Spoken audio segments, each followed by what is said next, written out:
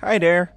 So in this video, I'll just quickly talk about some of the other options that would customize and improve your Google Forms quiz. So I think an important aspect of your quizzing tool would be how it looks like. So you could actually change the color combinations of your quiz. So whatever suits your fancy, you could change the color. You could even add a header, an image header, background color, and font style. And this eye icon here is the preview button, so you could preview the quiz to see if you're checking out whether or not the quiz looks good or is functional. So that's the preview button.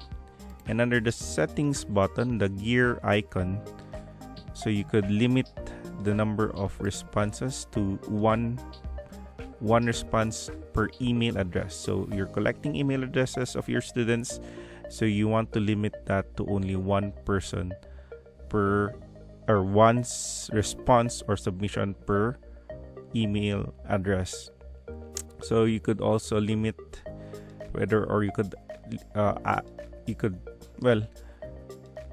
identify whether or not the respondents could edit after submission. So this might be an open quiz, so you could tick this one. So you could also tick this one if you want your students to see summary charts and text responses.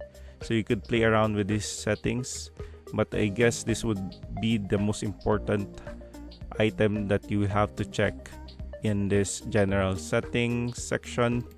Then presentation, you could show a progress bar for to guide your students. Especially this is very crucial if you have many questions included in your quiz, so might as well show the progress bar. It's also good to shuffle your questions in any order unless it impacts how the questions will be answered.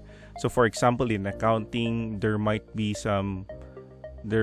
one problem and there would be several questions, follow-up questions, or there are questions that are dependent on the answers of the previous questions. So this might not be a good option if you're doing that, if other questions are dependent on other earlier answered questions.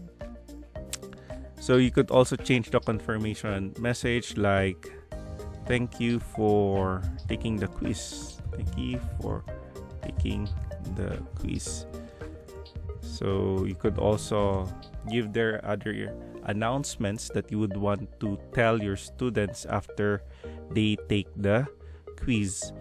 And we've talked about these options in the previous video, so just click on save. So there you go. So the changes that have already been made in your drive. So you also have here some the response tab. So remember in the previous video I tried answering the question. So you also have here some analytics tools. So you have average, median, range. So it's quite interesting. You could add this one to your report. And you have here frequently missed questions, and you have there the question mark. So you could click, or not necessarily click, just point your cursor to this question mark button, and it will give you additional information about the this area or this specific section of the response tab. So you have there the scores, so you have there the email and the first name, last name, ID numbers, and their answers. So you also have the questions here. You could get idea of what are the answers per question, and you have there the individual answers. So if you want to check additional the answer of a certain individual, you could do so here. So again, these are all automated. The setup may take time, but once it's set up, it's quite easy to track and monitor the responses. And if you want to create a spreadsheet, link a spreadsheet for this form or quiz for easier checking and recording later on, you could do so by simply clicking on this one and selecting create. So it will automatically create a spreadsheet. There you go, a spreadsheet containing information about the responses to your quizzes. So you have their introduction to accounting quiz, so responses. This is automatically stored in the same Google Drive where the forms are stored, meaning this is your Google Drive account. It will be placed there as well.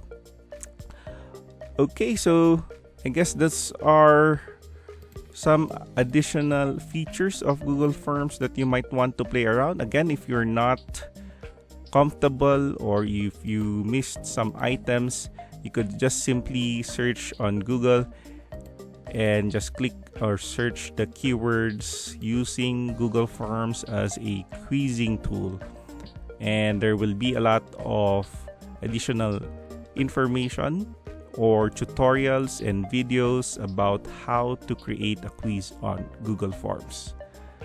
Okay then, I hope you learned something in this video. See you in the next topic.